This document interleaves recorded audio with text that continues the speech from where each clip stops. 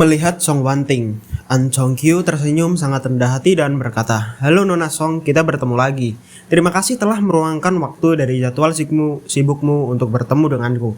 Song Wanting tersenyum dan berkata, "Sama-sama." An Chong Kyu duduk di area sofa sementara dia sendiri duduk berhadapan dengan An Chong Kyu dan bertanya dengan rasa ingin tahu.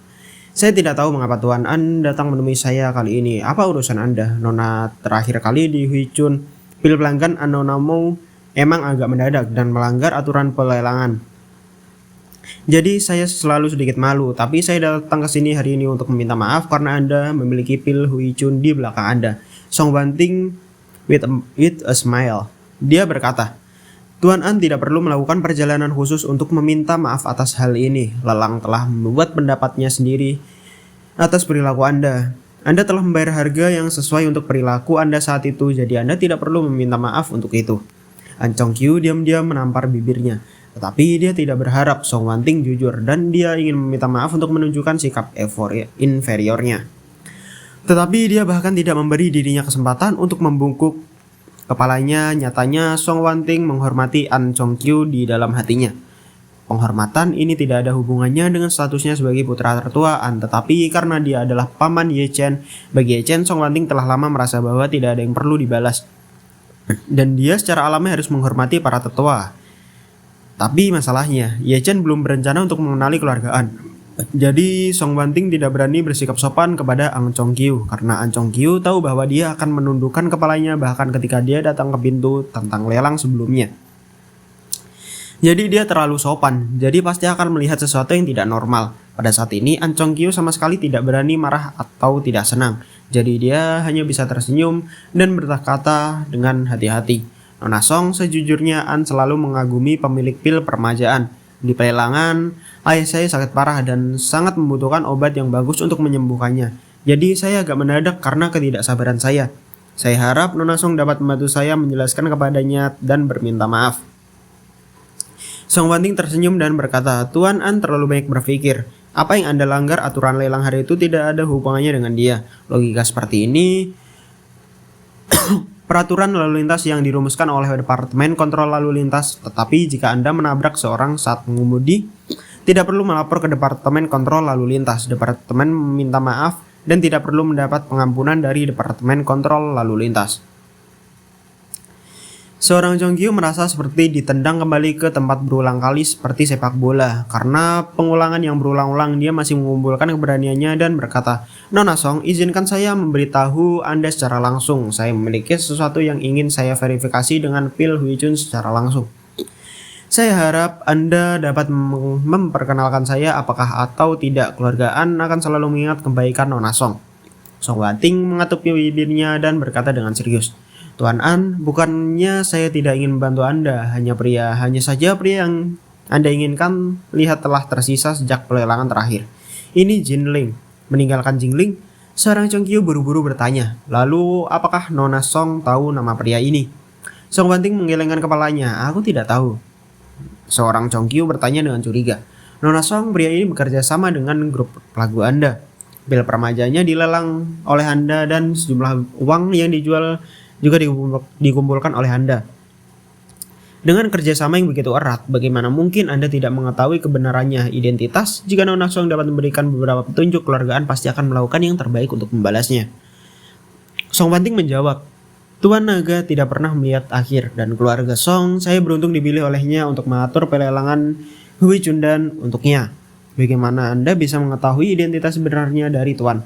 Adapun dana yang Anda katakan tentang pelanggan, jika saya memberitahu Anda bahwa dana tersebut masih ada di rekening pelelangan, dan Tuan telah tidak pernah membawa mereka pergi, dan apakah Anda percaya?" An Chong Kyu tiba-tiba terdiam. Dia tahu bahwa terserah dia untuk percaya atau tidak percaya hal semacam ini, dan dia tidak punya tempat untuk membuktikan apakah dia percaya atau tidak. Dalam keputusasaan, dia hanya bisa menjelaskan dengan nada yang sangat tulus, "Nona Song, sejujurnya beberapa waktu lalu keluargaan saya mengalami bencana. Untungnya orang misterius datang untuk membantu pada saat kritis. Dan kemudian ini orang misterius bahkan saya juga menyelamatkan teman saya yang sekarat. Dan saya datang kali ini untuk memverifikasi apakah penyelamat dan pria yang Anda sebutkan adalah orang yang sama. Setelah itu dia berkata dengan memohon, Nona Song, Anda harus memiliki informasi kontak itu, tuan-tuan. An mau tidak meminta Anda untuk memberi saya informasi kontaknya, tapi saya hanya meminta Anda untuk membantu saya memverifikasi dengannya. Song Wanting tersenyum sedikit mengangguk dan kemudian dia menatap An Chong Kyu dan berkata dengan cara yang tidak mengejutkan. Tuan Ang berbicara dengan keluarga An dan detektif Lee yang menghadapi bahaya di New York dan diselamatkan di tengah jalan, bukan? Ekspresi An Chong Kyu tiba-tiba menjadi ngeri. Apa yang terjadi pada keluarga An berbahaya dan tidak pernah diungkapkan ke dunia luar. Sejauh ini tidak ada orang luar yang mengetahuinya. Dan ketika saya baru saja menyebutkan masalah ini, saya tidak menjelaskan petunjuk yang sebenarnya. Saya tidak menyebutkan New York, apalagi alasannya. Dan Song Wanting tidak hanya menyebutkan lokasi New York secara akurat, tapi bahkan menyebut nama Lialin. Terlihat bahwa dia tahu persis apa yang terjadi pada keluarganya di New York hari itu. Jadi dia buru-buru bertanya, Nona Song, bagaimana Anda tahu tentang ini? Song Wanting berkata dengan acuh tak acuh. Karena Tuhan menghubungi saya 2 hari lalu. Tuhan mengatakan bahwa jika keluarga An menemukannya, dia akan menghukum Anda. An Chong Kyu sangat bersemangat dengan cepat bertanya padanya, kata-kata apa? Song Wanting berkata, Tuhan izinkan saya memberitahu Anda bahwa di New York hari itu dia memang orang yang menyelamatkan nyawa keluarga An dan Yalin. Ini hanya sedikit usaha, Anda tidak perlu mengingatnya. Mata An Chong Kyu melebar, suaranya bergetar karena bergembira dan dia berkata, ini dia, penolongmu benar-benar dia. Ini benar-benar hebat sekali. Ketika dia terus bertanya dengan sangat gembira, Nona Song, bolehkah saya bertanya kepada dermawan Anda, apalagi yang dia katakan? Tidak lagi. Song Wanting menggelengkan kepalanya dan berkata, Tuan, apakah Tuan An puas sekarang? An Chong Kyu berkata dengan emosi, keluarga An tidak memiliki persahabatan dengan Tuan An dan Nyonya An, bahkan berbicara omong kosong di pelelangan Tuan An. Tetapi Tuan An tidak hanya menyalahkan, sebaliknya itu menyelamatkan kehidupan lebih dari selusin anggota keluarga An saya. Serta kehidupan teman baik saya Lialin. Kebaikan ini saya khawatir jika tidak akan pernah bisa menjalasnya seumur hidup. Song Wanting berkata dengan serius, Tuan An jangan khawatir tentang itu, kata Tuan, tetapi lakukan perbuatan baik, jangan khawatir tentang masa depan. Menyelamatkan Anda pasti karena Anda layak diselamatkan. An Chong Kyu mengepalkan tinjunya dan berkata dengan hormat, Nona Song, jika Anda memiliki kesempatan, tolong bawa saya untuk menyampaikan terima kasih keberadaan kepada Tuan. Selain itu, ada hal lain yang ingin dimintai bantuan oleh keluarga An.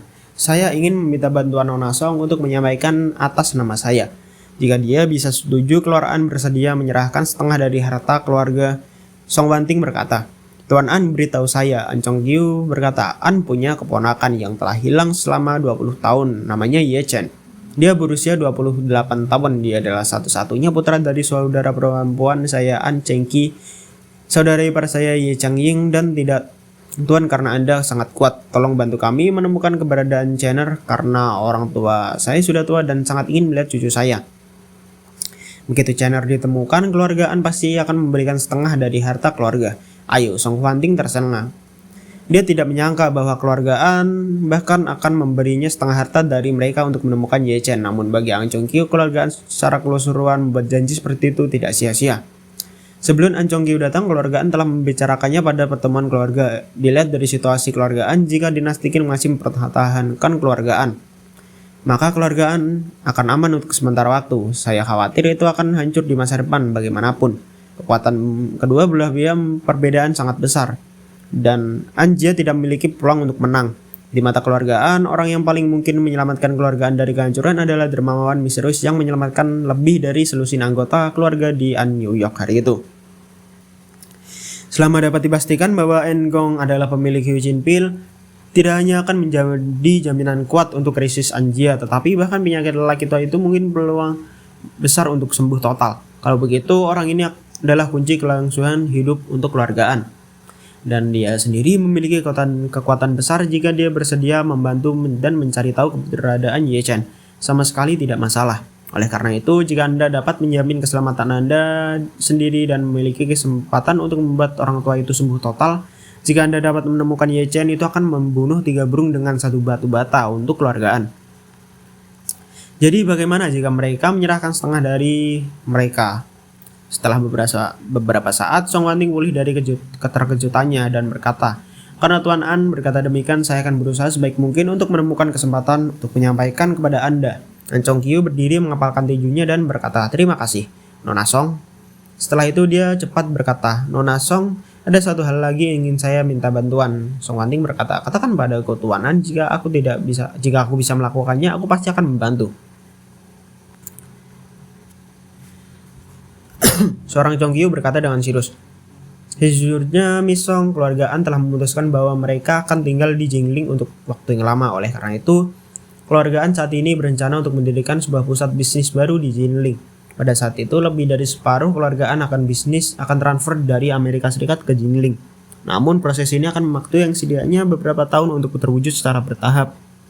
Tahap pertama adalah untuk mendapatkan tanah yang cukup luas di Jingling dan berinvestasi dalam membangun kantor yang tidak kurang dari kantor pusat Apple di California. Sebuah pusat perkantoran berskala gedung dengan total anggaran investasi tidak kurang dari 8 miliar dolar AS.